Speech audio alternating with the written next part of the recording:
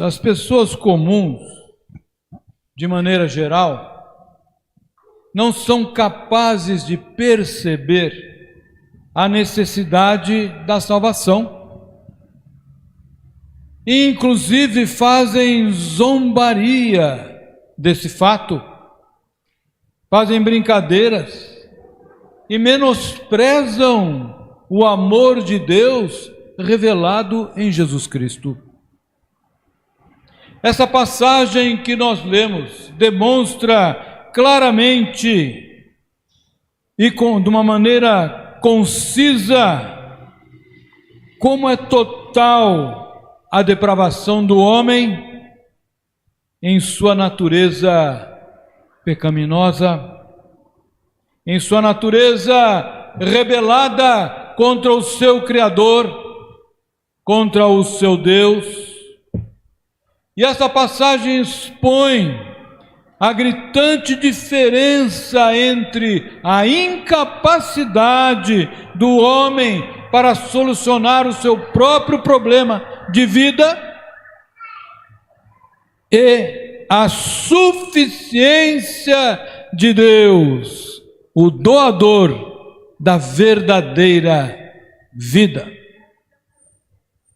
Contrasta a condição do homem caído em pecado com a obra de restauração que Deus opera nesse homem. A salvação, meus irmãos e minhas irmãs, é a libertação que Jesus oferece ao pecador do domínio de Satanás, do domínio da morte, do domínio do pecado e do domínio da sua própria natureza corrompida. E mais, liberdade do castigo da morte eterna. A graça, meus irmãos, é o dom ou favor que se concede, que Deus nos concede, sem que tenhamos qualquer merecimento particular. É a forma gratuita do modo como Deus escolhe, prestem bem atenção, do modo como Deus escolhe dar participação ao homem da sua própria essência divina. Vejam a que ponto chega a graça de Deus, de dar ao ser humano a participação na sua essência divina. É isso que nós lemos aqui e vamos explicar melhor. Por essa graça divina, a natureza humana é modelada segundo a vontade de Deus. Hoje nós vamos meditar sobre esse contraste que fica evidente quando Deus atua na vida de uma pessoa. A transformação que Deus opera nessa pessoa. Vamos ver o que é uma pessoa sem Cristo e o que passa a ser quando se entrega a Jesus como Senhor e Salvador pessoal, e a garantia da salvação permanente que recebe. Primeiro ponto, o que é uma pessoa sem Cristo? O que é uma pessoa sem Cristo? Segundo o texto que nós lemos, é o que nós todos éramos, responsáveis pela nossa condição. Ele vos deu vida, estando vós mortos em vossos delitos e pecados. O homem, quando desobedeceu a Deus, o homem morreu. Ele foi criado não para morrer. Foi colocado no corpo uma alma imortal, mas foi colocado no jardim a árvore da vida, da qual ele podia se servir eternamente. Mas, no dia em que ele se rebelou contra Deus, no dia em que deixou que a vaidade tomasse conta de si mesmo, no dia que ele escutou o inimigo lhe tentando e sucumbiu à tentação, ele recebeu a sentença que estava prometida desde o primeiro dia: da árvore que está plantada no meio do jardim, dela não comerás, porque no dia que dela comeres, certamente morrerás. E ele comeu, e certamente morreu. Morreu espiritualmente e passou a ser impedido de se aproximar da árvore da vida. Deus colocou um guardião ali, para que o homem e a mulher não mais se aproximassem da árvore da vida. Então os seus dias passaram a ser contados na face da terra. E vejam, nós estávamos mortos em delitos e pecados, nos quais andastes outrora, segundo o curso deste mundo, segundo o príncipe da potestade do ar e do espírito que agora atua nos filhos da desobediência, entre os quais também todos nós andamos outrora, segundo as inclinações da nossa carne, fazendo a vontade da carne e dos pensamentos, e éramos por natureza filhos da ira, como também os demais. Então todos nós estávamos na mesma situação.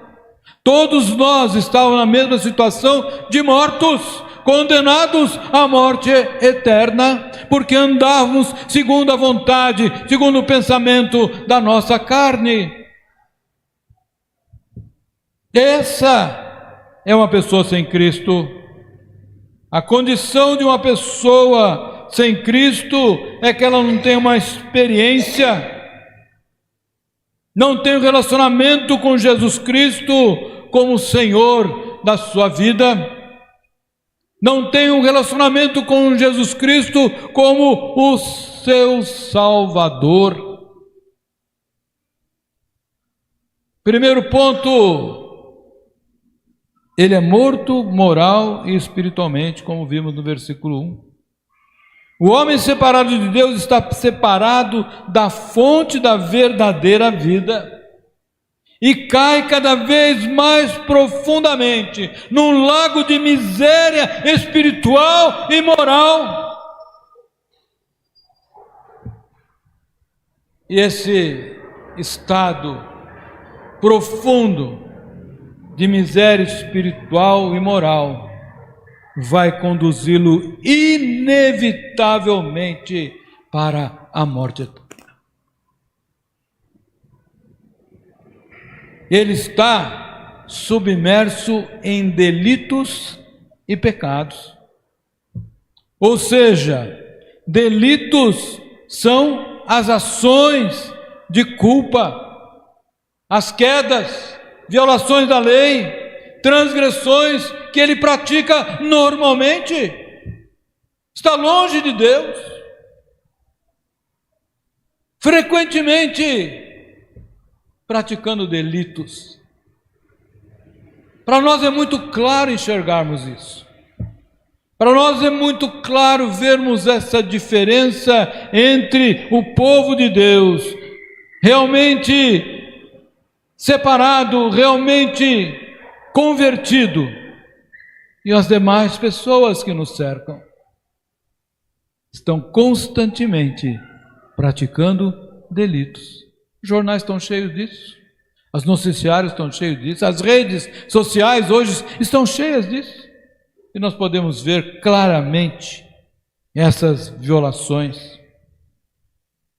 E o pecado, assim como os delitos, são tudo aquilo que se opõe à vontade de Deus, seja em pensamento, em palavras ou em atos. Tudo isso é pecado. Então o homem separado de Deus está constantemente na prática de delitos e pecados, como nos diz a sua palavra.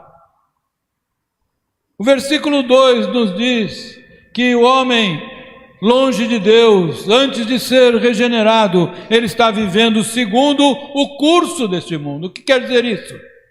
Ele está vivendo naquilo que é um conjunto de princípios, de dogmas e conduta de pecado que caracteriza a vida das pessoas sem Cristo. Ele está seguindo a corrente, o conjunto dessas ideias que fluem em cada época.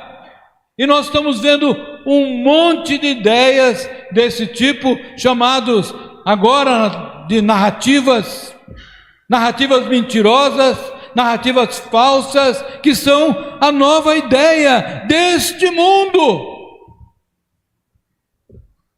Defesa da imoralidade aberta. Luta contra a vida assim que nasce, assim que é gerada. E nós vemos quantas aberrações que contrariam a palavra de Deus, as leis de Deus, sendo praticadas neste mundo por aqueles que não conhecem a Deus. E que é o mundo? É a manifestação dessas práticas, ou seja, as práticas das tendências e dessas ideias que estão por aí nos cercando e tentando nos convencer de que são verdadeiras.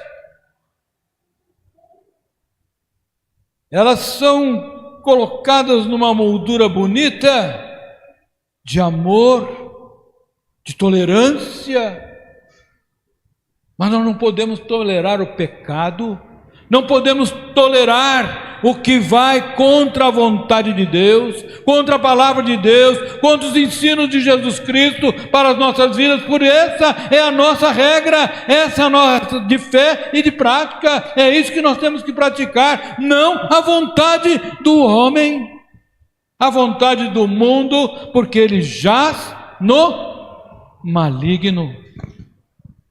Por isso não podemos seguir o curso deste mundo. E o versículo 2 diz que está agindo segundo o príncipe da potestade do ar, ou seja, estão agindo conforme a vontade, conforme os desígnios de Satanás. Este é o que o homem sem Cristo pratica. Satanás é quem governa este mundo. Ele é o príncipe deste mundo. Ele tem esse poder que recebeu após a queda de Adão. Por isso, quando tentou a Jesus, ele lhe ofereceu os reinos deste mundo. Lembra-se disso? Se me adorares, tudo isso será seu. Ele é o príncipe deste mundo. Então aqueles que estão sem Cristo estão agindo, vivendo segundo o príncipe deste mundo. E o mal se conhece e cresce na conexão do homem caído com Satanás. Ah, quanta maldade nesse mundo, é verdade? Quanta violência, quanta injustiça. São aqueles que andam no curso deste mundo. Cada pecado, cada desejo mau do seu coração põe o pecador em comunhão com este reinado do mal, tenebroso, de seres que aborrecem a Deus, que trabalham em seu império, que visam a ruína da alma humana. Um império que visa a ruína da alma humana. Não se esqueçam disso. Esse vínculo é fatal e faz ao que pratica o mal um escravo de Satanás, e será ele a causa de uma inevitável ruína. Nós podemos citar como exemplo Judas Iscariote, que se associou ao mal, se associou a Satanás e teve uma morte da sua alma e uma morte física horrenda. Apesar da oportunidade de estar com Jesus, ele continuou vivendo segundo o curso deste mundo. O homem sem Jesus vive para satisfazer a vontade da carne. E a causa pelo qual o tentador trabalha nas pessoas é a sua corrupção natural, sua tendência natural, a sua sede natural pelas coisas corruptas.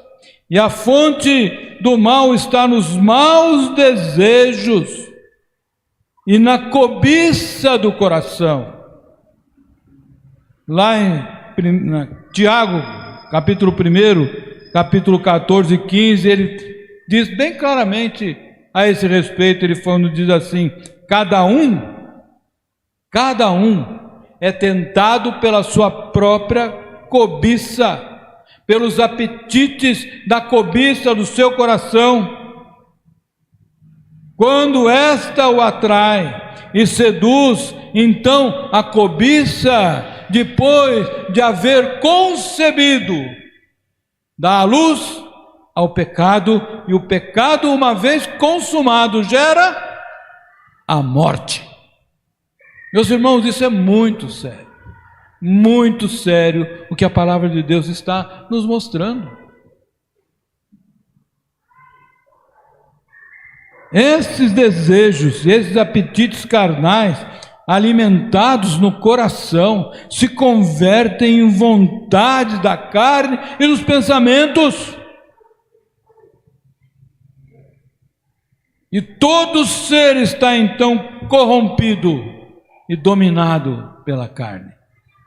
Mateus 15, 19 diz assim: pois do coração saem os maus pensamentos, os homicídios, os adultérios, as imoralidades sexuais, os roubos, os falsos testemunhos e as calúnias.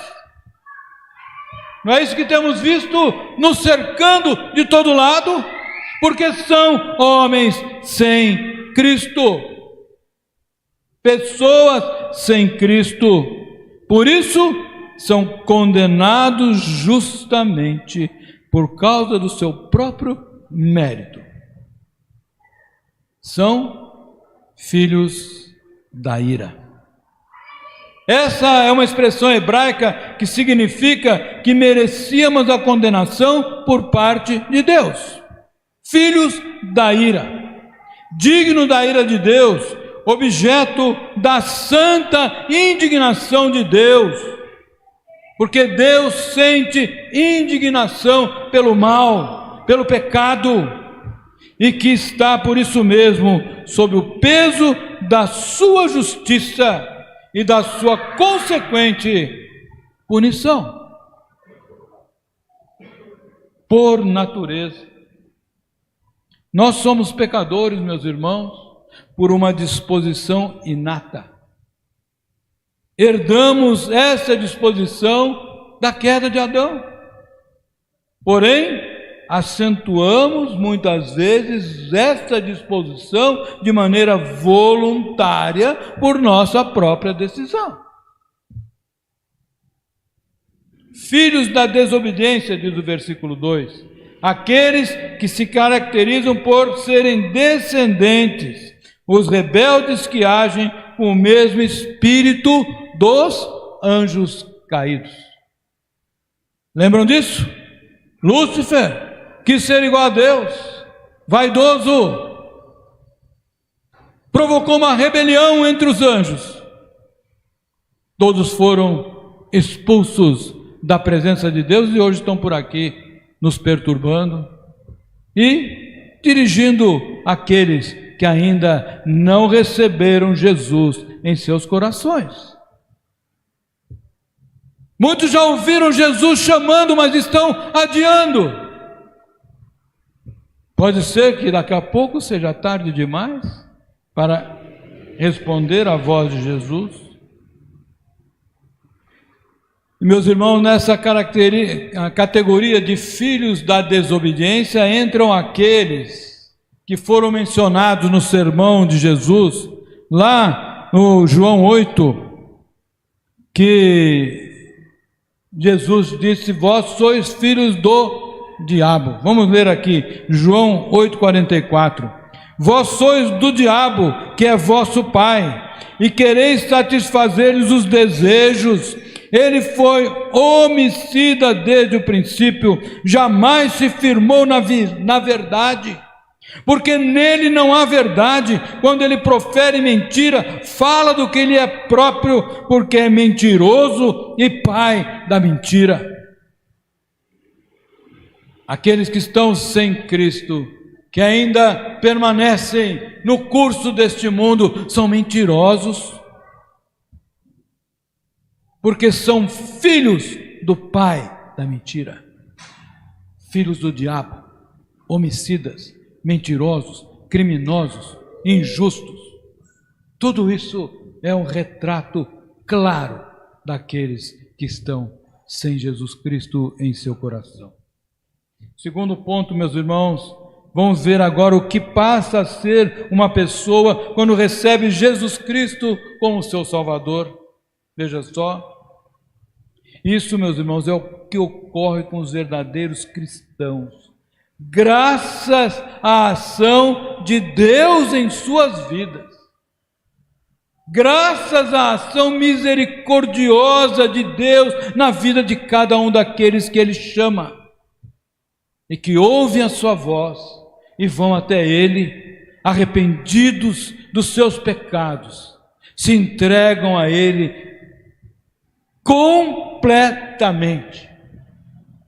Porque não adianta fazer teatro, não adianta querer impressionar o pai, a mãe, a família, que isso não tem valor nenhum. É importante a sinceridade do coração de cada um ao se entregar a Jesus Cristo. E quando faz isso, faz um compromisso com Jesus de ser seu discípulo. Ele é o nosso mestre, o único mestre que nós temos. Por isso, aquele que verdadeiramente se converte a Deus tem uma transformação completa de sua vida e de suas atitudes. A vida que passamos a ter ao experimentarmos a Jesus Cristo de maneira pessoal, como Senhor e Salvador, estabelecemos com Ele um relacionamento íntimo e de confiança, é outra vida diferente de qualquer uma. E nós temos que demonstrar isso na nossa vida, nas nossas atitudes, no nosso relacionamento, onde quer que seja. E como eu disse na escola dominical, começando em casa. É o melhor laboratório que temos para sabermos se estamos tendo uma vida sincera diante de Deus. É o nosso convívio com os nossos familiares. Depois fora, depois na igreja, mas começa lá. Deus age, meus irmãos, apesar do que nós somos. Ainda estando nós mortos em delitos e pecados. E Paulo diz lá em Romanos: mas Deus prova o seu próprio amor para conosco, por ter Cristo Jesus morrido por nós, sendo nós ainda pecadores. Ele foi nos buscar quando estávamos atolados num tremedal de lama. Nos tirou da lama e nos colocou os pés sobre uma rocha, que é Jesus Cristo. Deus age para nos dar vida espiritual eterna. Ainda em Romanos 6, 23, segunda parte, diz assim: mas o dom gratuito de Deus é a vida eterna em Cristo Jesus, o nosso Senhor. Estão vendo o contraste? Estão vendo a diferença daqueles que são alcançados por Jesus e se entregam a Ele? Por isso nós somos, versículo 6, vivificados juntamente com Cristo. Ganhamos vida. Estávamos mortos em delitos e pecados, agora nós somos vivos, eternamente vivificados com Cristo Jesus. Primeira carta aos Coríntios 5, 15 e 22 diz: porque assim como em Adão todos morrem, assim também todos serão vivificados em Cristo. Em Cristo. E ressuscitados com Cristo. Colossenses 2,12 diz assim: tendo sido, prestem atenção, tendo sido sepultados juntamente com Ele no batismo, no qual igualmente fostes ressuscitados mediante a fé no poder de Deus, que o ressuscitou dentre os mortos. Fomos sepultados para essa vida. Fomos sepultados para este mundo. Não podemos mais andar no curso deste mundo, nas ideias deste mundo, nas coisas deste mundo, porque somos separados para glorificarmos ao nosso Deus. Temos que ser luz nas trevas, temos que ser sal. Por isso, meus irmãos, nós temos o privilégio, e 1 carta de João 5, 11 e 12 diz assim: o testemunho é este, que Deus nos deu vida eterna, e esta vida está no seu Filho. Aquele que tem o Filho tem a vida, aquele que não tem o Filho de Deus não tem a vida. E o texto continua dizendo que nós estamos já estamos sentados nos lugares celestiais. Já estamos com Cristo. Por que viver uma vida medíocre se nós já estamos com Cristo? Uma vida espiritual, não estou falando aqui de bens materiais que não servem para nada. Podemos ter um conforto mais, conforto a menos, mas a nossa vida espiritual, que tem que ser uma vida vigorosa, unida a Jesus, porque quando nós saímos desse mundo, tudo fica. Jesus já disse: não junteis tesouro na terra, mas juntais no céu, onde nem a traça corrói, nem a ferrugem, nem os ladrões podem roubar. Esse não é o nosso papel, sentado nos lugares celestiais com Cristo, identificados com Cristo na morte, ressurreição e na ascensão de Cristo. Já estamos identificados com Ele, pela graça de Deus, pela graça concedida. E último ponto aqui: qual a garantia que o salvo tem do cumprimento dessas afirmações? Primeiro, o Senhor mesmo é quem garante. Ele que garante que seus servos estejam com Ele.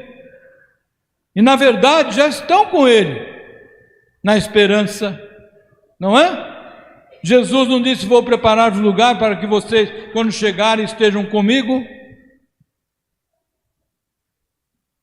Já está preparado o seu lugar.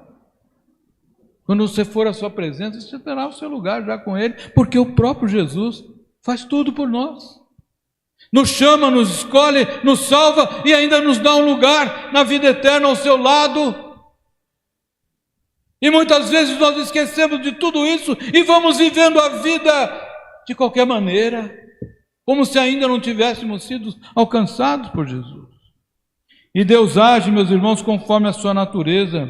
versículos 4, diz assim: mas Deus, sendo rico em misericórdia, por causa do grande amor com que nos amou, Ele é rico em misericórdia e nos amou grandemente a ponto de entregar Jesus, seu único filho, para morrer na cruz, sofrendo por nós, pecadores indignos.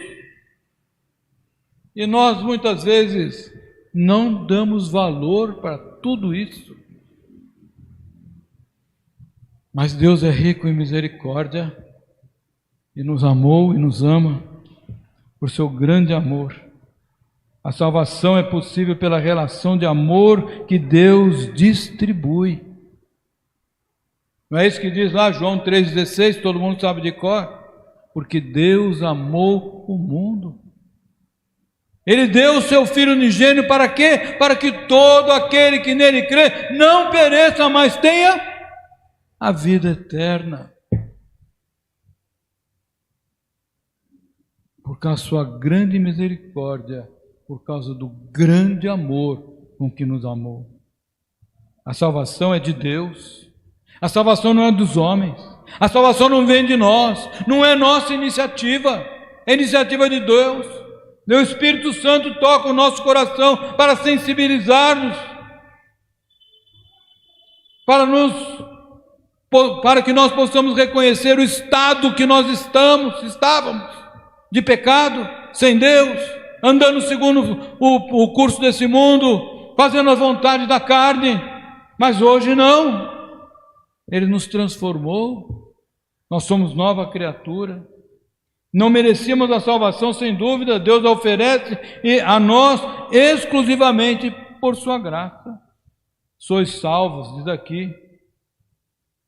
Esse verbo, sois salvos, né? Está no tempo perfeito do verbo grego, ou seja, significa que ele está no presente e permanece continuamente. Sois salvos, estáis salvos, sereis salvos, permanecereis salvos. Afeta o presente e projeta para o futuro. É uma prova de que a salvação é eterna, não se perde. A salvação, meus irmãos, tem 3 momentos. Para o que já é crente em Jesus Cristo, no passado, meus irmãos, é regeneração e justificação. No presente é santificação. Falamos bastante disso hoje na escola dominical, sobre o desenvolvimento da fé, o desenvolvimento da santificação, para sermos dignos da vocação com que fomos chamados. E no futuro seremos glorificados. Receberemos um corpo novo, glorificado, para podermos participar da companhia dos santos e de Deus na sua plenitude. Nós não somos salvos por nossos méritos, nem por obras de justiça. Tito 3, 4 a 7 diz assim, vejam isso: quando porém se manifestou a benignidade de Deus, falamos sobre benignidade, nosso Salvador, e o seu amor para com todos, não por obras de justiça praticadas por nós, mas segundo a sua misericórdia. Ele nos salvou mediante o lavar regenerador e renovador do Espírito Santo, que Ele derramou sobre nós ricamente por meio de Jesus Cristo, nosso Salvador, a fim de que, justificados por graça, nos tornemos seus herdeiros, segundo a esperança da vida eterna. As obras, meus irmãos, que fazemos são frutos e não causa da nossa salvação. Para sermos salvos, Jesus já pagou pelos nossos pecados de maneira completa e perfeita.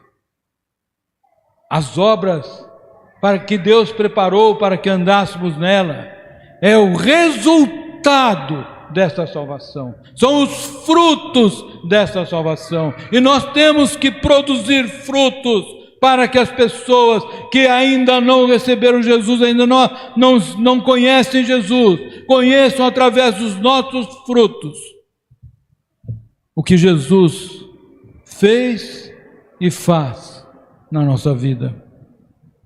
Ele nos faz nova criatura. Veja, nós somos obra de arte, porque nós somos feitura dele. No versículo 10 diz assim: pois somos feitura dele, criados em Cristo Jesus para as boas obras.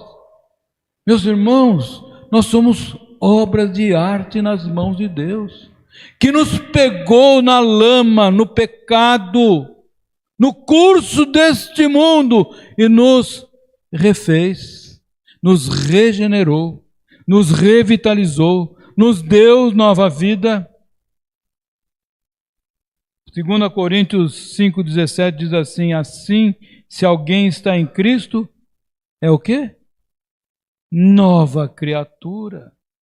As coisas antigas do mundo velho, do curso deste mundo, já passaram. Agora é tudo novo. A nossa vida tem que ser nova, não pode ser igual mais àquela que nós tínhamos no passado. Nós fomos transformados, somos feituras de Deus, criados para as boas obras, as quais Ele de antemão preparou para que andássemos nelas. Você já achou a obra que você tem que fazer, que Deus preparou para você? Você está praticando aquilo que Deus já preparou para você? As boas obras que Deus preparou para que você faça, você está fazendo? Somos criados em Cristo com um propósito divino, não para viver como nós queiramos, mas sim sujeitos à vontade de Deus. Tito 2,14, mais um texto. O qual a si mesmo se deu por nós, a fim de remir-nos de toda iniquidade. Ele se entregou por nós para nos remir dos nossos pecados, das iniquidades, e nos purificar, para quê? Para Ele mesmo, um povo exclusivamente seu, zeloso de boas obras. Todo aquele que não anda nelas, nas boas obras, prova por si mesmo que não teve parte nesta nova criação. Pelos seus frutos os conhecereis. Quais frutos você tem dado? Como você tem demonstrado todo esse amor de Deus, de Jesus Cristo por você? Quais são as boas obras zelosas? Obras zelosas, que zelo você tem tido pela obra de Deus, pela casa de Deus, pela causa de Deus, pelo reino de Deus? Ou você tem sido mero espectador, espectadora, mero assistente? Tem que ser nova criatura e prova por si mesmo que teve parte nessa nova criação. A obra de Deus em nós manifesta desde o presente até o futuro a grandeza de Deus. 1 Coríntios 3,4: quando Cristo, que é a nossa vida, se manifestar, então vós também sereis manifestados com Ele em glória. Que maravilha! O contraste. Morte eterna, vida eterna em glória. Você já escolheu a sua parte? Já escolheu o seu lado? Você que está aí nos assistindo, que ainda não se decidiu por Jesus, você que está aqui conosco, mas ainda não se decidiu por Jesus, você está vendo o contraste daqueles que estão sem Jesus e aqueles que estão com Jesus? Brutal, glorioso aqueles que estão aqui e infernal para os que estão sem Jesus. Meus irmãos, terminando, já estou bem longo, né? Você pode perceber claramente o contraste que existe com a pessoa sem Cristo, morta moral, espiritualmente, submersa em delitos e pecados, e daquele que recebe Jesus como seu Salvador, vivificado juntamente com Cristo, ressuscitado com Cristo, estará sentado nos lugares celestiais preparados por Cristo, identificados com Cristo na morte, ressurreição e ascensão à destra de Deus Pai. Por isso, meus irmãos, minhas irmãs, prestem atenção nesse texto da palavra de Deus que nos ensina claramente que pela graça sois salvos. Pela graça, isso não vem de vós, é dom de Deus. É um presente, é uma dádiva que Deus deu a cada um de vocês. Não batam no peito orgulhosamente. Eu fui a Jesus e sou salvo. Não, Jesus te chamou, por isso que você foi a Ele. Ele teve misericórdia de você. Ele entrou no seu coração, te convenceu através do Espírito Santo. Aí sim você foi até Ele. Ele te salvou, Ele fez tudo por você e Ele faz tudo por você. A única coisa que você tem que fazer é se arrepender dos seus pecados, da sua vida mundana. Dizer: Jesus, eu me arrependo de todos os meus pecados e quero ser teu, comprometido com você, com o Senhor, até o final da minha vida aqui na terra, para gozar eternamente da tua companhia. Que Deus nos ajude. Amém.